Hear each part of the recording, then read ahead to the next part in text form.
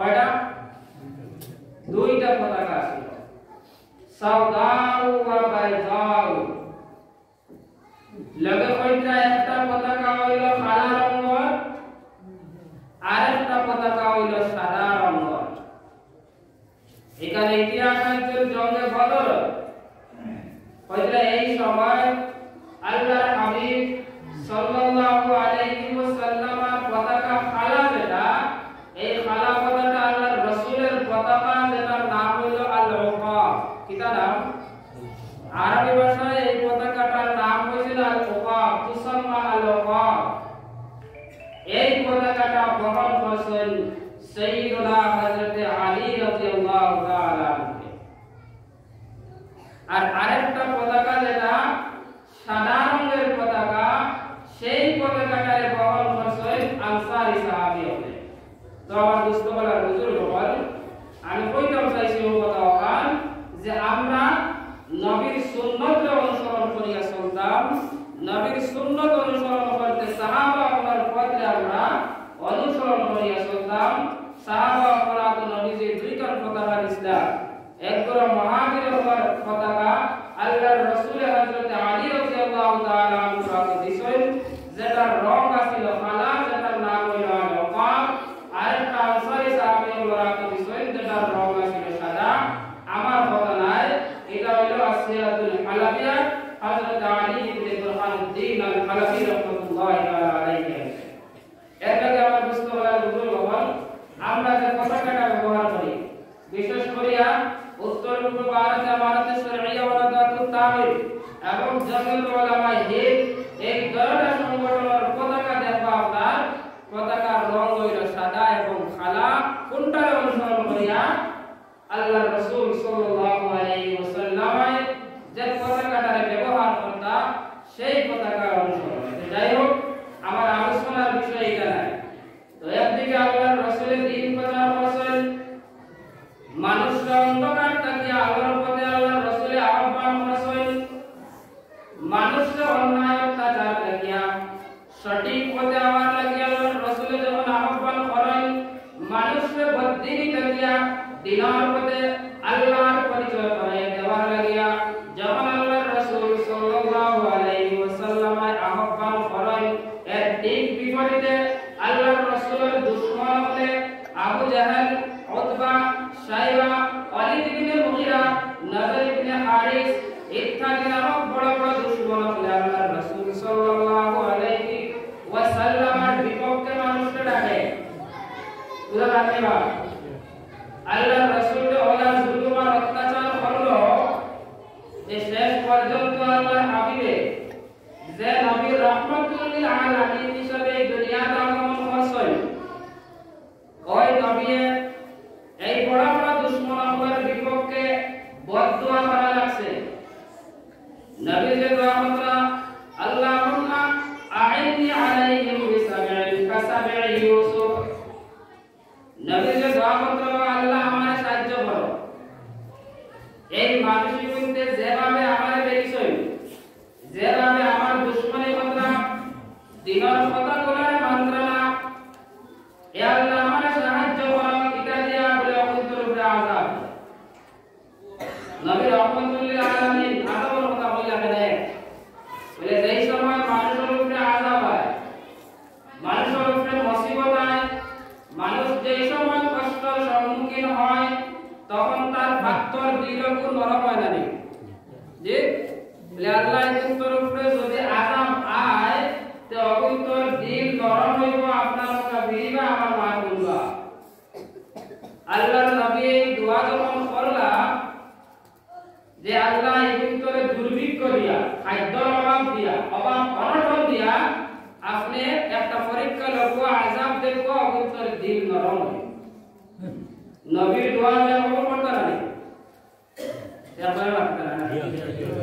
নবীর দোয়া আমরা কবুল করলা, আর অবস্থাটা হলো হইল যে আর ফসল ফলিছে না, খাদ্য শস্যর আর উৎপাদন হইছে না, এরা খাদ্য খুঁজাইয়া পারলা, ওলা অবস্থা হইছে দান্তানোর, এখন জঙ্গল গেলে গাছ পাত খাইতা হওয়াও না, কিটা রাখা বলে মরা জন্তু জানোয়ার যেটা হাড্ডি ফুটি পড়ে হইছে অর্থাৎ উপায়ে আলি সুইজা ফেটর বুকে ওলা অবস্থা হইছে যে আসমান আর জমিনের মাঝখানে আর কোনটা কেবল না খালি ধোঁয়া দেখা যায়। এই সময় কুরাইশের সর্দার আবু সুফিয়ান তার বাহিনী লইয়া আল্লাহর হাবিব মুহাম্মদুর রাসূলুল্লাহ সাল্লাল্লাহু আলাইহি ওয়াসাল্লামের সামনে হাজির। আয়া বলে হে মুহাম্মদ সাল্লাল্লাহু আলাইহি ওয়াসাল্লাম, এই যে অবস্থাটা হইলো এখন দুর্ভিক্ষ দেখা দিছে, খাদ্যের অভাব দেখা দিছে, অভাব অনটন দেখা দিছে, এইভাবে যদি দীর্ঘকাল চলে তাহলে তোমার কম তোমার মানুষ আমরা না কাহা নবী আয়া বলতে তোমার কুরাইশের মানুষ, তোমার পুত্রর মানুষ, তোমার বংশের মানুষ সারা মরিয়া শেষ হয়ে যাইবা। এর লাগি তুমি দোয়া আল্লাহর কাছে দোয়া করো, রহমত করে দোয়া করো, আল্লাহ দৃষ্টি দেখুয়া আমরা শস্য উৎপাদন হোক খাইয়া আসি।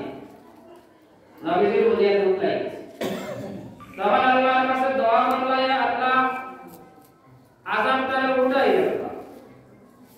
মানুষ তুই বাসক তখন বৃষ্টিপাত হইল, খাইতো আবার ফাইলা তারা এখন বলে আল্লাহ এটা ইতিহাস আমরা বুঝছি, এটা বারবার আগে বলছি মানছি দিয়া। আরে তোমরা মক্কার বড় বড় লিডার বলে জমলা জমিয়া আল্লাহর হাবিব মুহাম্মদুর রাসূলুল্লাহ সাল্লাল্লাহু আলাইহি ওয়াসাল্লামের কাছে দাবি করেন যে হে মুহাম্মদ সাল্লাল্লাহু আলাইহি ওয়াসাল্লাম, তুমি যে দাবি করতে তুমি আল্লাহর রাসূল, তোমার আল্লাহর রাসূল হিসাবে প্রেরণ করছেন, এই দাবি যদি তুমি সঠিক হও তাহলে কোনো একটা মুজিজা তুমি আমাদের দেখাও। কিটা দাবি করতে মুজিজা, মুজিজা কিটা লাগবে? এখন মানুষ এমএস পিএইচডি করতা আর তাই বারে একটা বই লেখি লাইছে, তাই পড়া জানেন পড়ি লাইছে, ঠিক আছে মুজিজা হইল কোনদিন স্কুলের বারান্দায় গেছই না, প্রাতিষ্ঠানিক কোনো শিক্ষা লইছই না, অনর করে ইংলিশ না বই, ইংলিশে বই লেখিলাই বহুত বড় বড় দার্শনিক ফিলোসফি এটার বিষয়ে লেখিলাই আমরা কিটা বলি বাপ রে বেটা যেটাই আসানক ব্যাপারে বলে। তো আসানক কুচ্ছু যেটা হইতো ওটার নাম হলো নবীর কাছ থেকে আইলে মুজিজা, যেটা সচরাচরিলা কয় না। তাহলে একটা দাবি করিয়া কইছেন বলে কিটা লাগে, ওই যে আসমানের একটা চাঁদ দেখায়, ওই চাঁদটারে তুমি দুই টুকরা করিয়া দেখাইলাও তোমার নবী হইলেন। আল্লাহর রাসূল সাল্লাল্লাহু আলাইহি ওয়াসাল্লাম আল্লাহর কাছে আগুনে দোয়া করেন, আল্লাহ এই লিডার উপরে এখন আমার কাছে এমন একটা দাবি করিয়া কইছে, এ আল্লাহ তুমি যদি সেই দাবিটা পূরণ করিয়া দিলাও তাহলে আশা করা যায় তারা এটা দেখলে ইসলাম গ্রহণ করিলে ঈমান লইয়া আইব। আল্লাহর নবী এই দোয়ারে আল্লাহ কবুল করিলেছেন। এরপরে আল্লাহর হাবিব সাল্লাল্লাহু আলাইহি ওয়াসাল্লাম আঙ্গুলের ইশারাতে 14 রাত কুরআন জন্মল করেন। আল্লাহর হাবিবের যেই মাত্র আঙ্গুল দিয়ে ইশারা দিয়েছেন চাঁদের দিকে, চাঁদের এক টুকরা জাবালে কুবাইস একটা পাহাড়ের দিকে আর এক টুকরা কুয়াই নামক আরেকটা পাহাড়ের দিকে দিয়া সঙ্গে সঙ্গে চাঁদটা দুই টুকরা হয়ে যায়। সুবহানাল্লাহ। আবার বানান বলেন বাজারে এইটা আমরা সুরত দাম লাগে মানতো না কেউ না।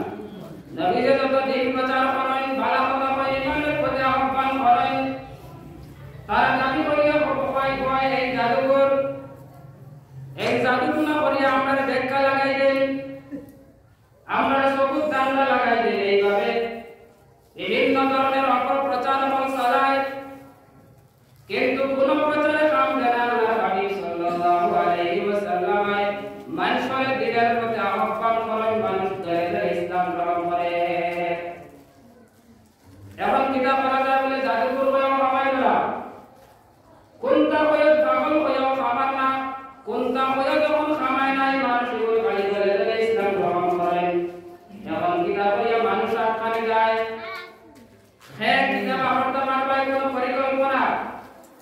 এই সময় তার একটা লিডার, যে লিডারটার নাম হইল নজর ইবনে হারিস। কিটা নাম লিডার? নজর ইবনে হারিস। এবারে আমারটাই না বুদ্ধি এবার। নজর ইবনে হারিসের পর তার বুদ্ধি আছে। বলে বুদ্ধিটা হইল, আমরা কিছু মানুষ জায়গা ইরাকের দিকে, আর বলছি ইরাকের দিকে একটা ব্যাপার আছে, কিছু অহেতুক গল্প গুজব হল, কিসসা কাহিনী হল, গান বাজনা হল, আর কিছু গায়ক গায়িকা নর্তকীয় হলা সঙ্গে বলতে নাচ গান করেন। যেই সময় মুহাম্মদের কথা বলা মানুষ দেইবা, কোরআনের তিলাওয়াতের প্রতি মানুষ যখন যেমন আকৃষ্ট হয়ে গেছে, ওই আকৃষ্ট মানুষগুলোর সামনে আমরা ওইটা নাচ গানরা বেটিং করতে লাগিব। এগুনতে গান গাইবা, এগুনতে হয়তো কিসসা কাহিনী হল কইবা, আর মানুষের অনলাইন মজা লাগবো, হওয়াতে ঘুরি হবে। বাবাসে বলে একটা বুদ্ধি, এটা বুদ্ধি বাবাসে হওয়াতে দিকে খরচ করি আনতো। কিতা আনতো? গায়ক গায়িকা হল, আর লগে কিছু অহেতুক কিসা হল, কাহিনী হল, গল্প গুজব বতালে যায়। তার এই পরিকল্পনাটা তখন থেকে বাস্তবায়ন করা শুরু হইল। আর এই পরিকল্পনাটা আজকের দিনে উন্নত হইতে হইতে কোন পর্যায়ে গেছে একবার আমরা চিন্তা করি। দোস্ত বলার বুজুর্গ হল, আমার পর উদ্দেশ্য হইল, আমার বিষয় ছিল, আমার বিষয়টা হইল ইন্টারনেট। এই ইন্টারনেটে আজ আমরা কোন জায়গা দিছে, আজ আমার মুসলমান একদম বাচ্চাটা লইয়া জওয়ান আর বুড়া পর্যন্ত। আগে এক সময় শুনতাম মানুষের মদর নিশাও, গাঁজার নিশাও, বিড়ির নিশাও, এখন তো সারাত থেকে বড় নিশা হয়ে গেছে স্মার্টফোনের নিশা। সোশ্যাল মিডিয়া কামাইয়া আজ আর সিনেমা বন্ধ করে দিলে। সিনেমার হল বন্ধ করছে, মানুষ আই গেছে ভোগের মানুষ আতো আই গেছে। এই যে সময় নজর ইবনে হারিসের পরিকল্পনা হয়েছিল, আজকের দিনে তার পরিকল্পনাটা এত বৃহত্তম আকারে বাস্তবায়ন হল, যা আমার মুসলমান যুবক হল ওটার মধ্যে অ্যাডিক্টেড হইয়া, ওটার মধ্যে আসক্ত হইয়া, গান বাজনার মধ্যে অযথা অহেতুক গল্প গুজবের মধ্যে, কথা কাহিনীর মধ্যে এমন ভাবে লিপ্ত হয়েছে। আজ আমার মুসলমান হলে দিন পাওয়া, আজ আমার মুসলমান যুবক হল কোরআন তিলাওয়াত করতে আসিল, কিন্তু কোরআনে কার হয়তো বস্তনিক বান্দিয়া তো আলাই তার নাই আছে না লেগা। ঘুমাইতে সময় কোরআন তিলাওয়াত করতো, হ্যাঁ ঘুমাইতে সময় মোবাইলের নাকি হয়ে ঘুম হয়, পুরা বদলে গেছে অবস্থা। দুষ্ট বলার বুজুর্গ হল, সময় আমার শেষ হয়ে যায়, এর লাগিয়া আমি সংক্ষেপে অবগত হইয়া যে আজ আমরা মুসলমান বিশেষ করিয়া জন হল দিনদারি থাকিয়া করার পিছনে একটা কারণ হইছে, আজ আমরা যেভাবে আসক্ত হইছি স্মার্টফোন লইয়া, সামাজিক মাধ্যম লইয়া, আর এটা অযথা গল্প গুজব কাহিনী গান বাজনা লইয়া আমরা যেভাবে ব্যস্ত হইছি, সময়ের দিকে আমরা নষ্ট হল, আর একদিকে আমরা ইমানের উপরে আঘাত পড়ে। এর লাগে আমরা হুঁশিয়ার থাকা লাগবো। দুষ্ট বলার বুজুর্গ হল প্রতিকারের ব্যবস্থা কিটা, আমরা যদি ঘুষ করি না কুচ্ছু না হয়। বিশেষ করে গার্জেন হল, যাই না আমি মোবাইল কিনিয়া দেই আমার বাচ্চারে, আমি নিজে হুঁশিয়ার হইতে লাগবো যে আমার এই বাচ্চারে এই সময় তার হাতে একটা স্মার্টফোন তুলিয়া দেওয়ার উপযুক্ত সময় হয়ে গেছে। এই সময় যদি তার হাতে আমি এই মোবাইলটারে তুলিয়া দেই, তাহলে এটা সঠিক ব্যবহার করব না, হ্যাঁ সব মোবাইল দিয়ে আর কোন দেশে যাইব গিয়া, আর কোন জগতে যাইব গিয়া।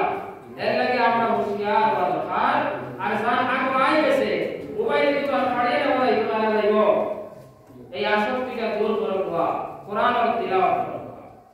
অন্তত রাত ঘুমাইতে সময় কিছু সূরা আছে, যেটা সূরা অত্যন্ত ফজিলতপূর্ণ সূরা, এটা তিলাওয়াত করলে বহুত বেশি সওয়াব পাওয়া যায়। একটা সূরা হলো সূরা কুল হুয়াল্লাহু আহাদ, সারা নাই কয়টা? এই কুল হুয়াল্লাহু আহাদ, এই সূরা যদি একবার তিলাওয়াত করা হয়, তাহলে পবিত্র কোরআনুল কারীম সম্পূর্ণ তিলাওয়াত করলে যে সওয়াব পাওয়া যাইতো, এর 3 ভাগের 1 ভাগ সওয়াব মিলে যায়।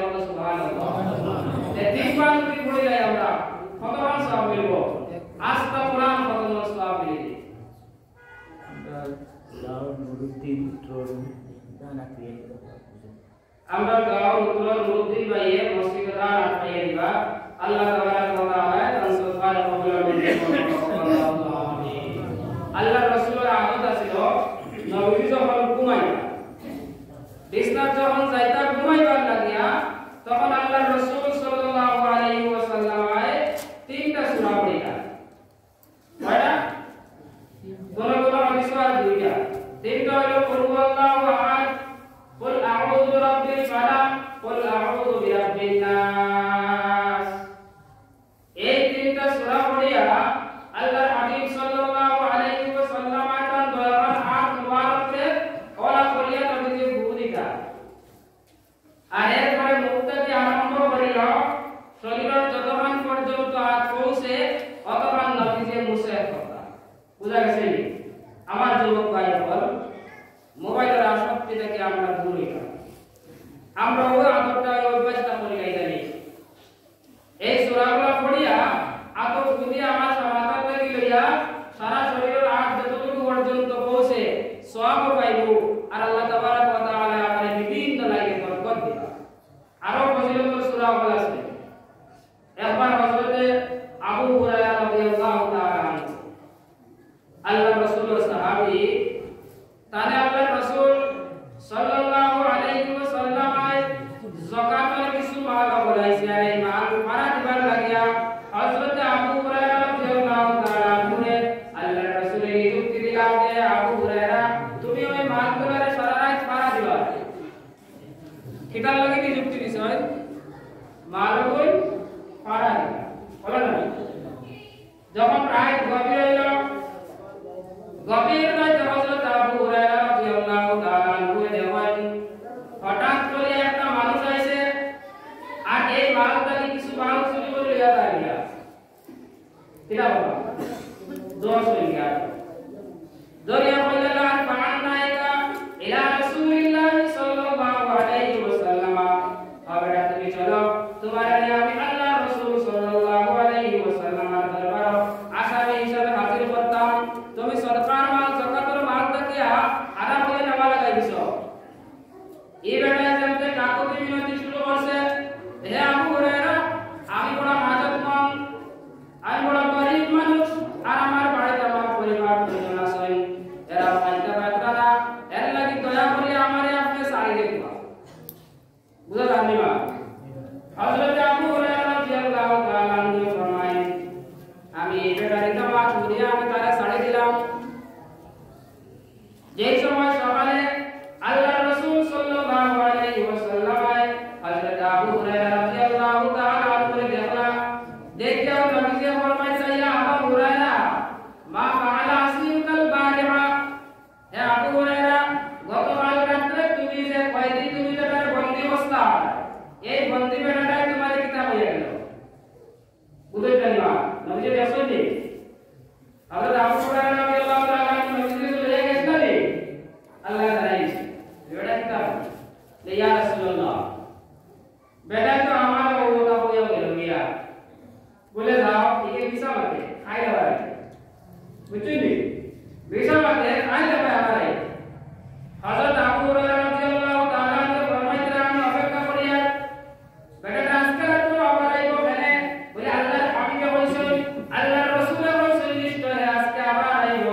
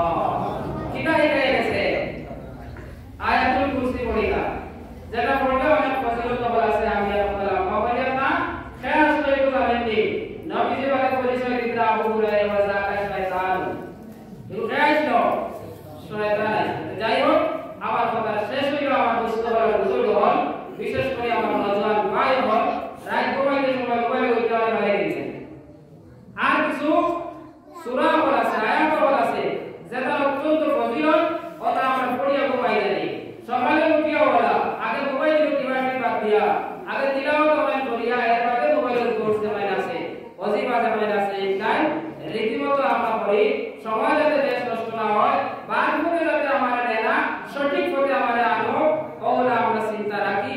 ইনশাআল্লাহ আল্লাহ তাবারাক ওয়া তাআলা আমরা দিগরকে সাবিত আর বদল রাখবা। আল্লাহ তাবারাক ওয়া তাআলা আমাদের কথা কোরআন থেকে বেশি বেশি আমল করার তৌফিক দেওয়া। আমার যুবক ভাই বলে এই মোবাইলের আসক্তি থেকে ফিরাইয়া আল্লাহ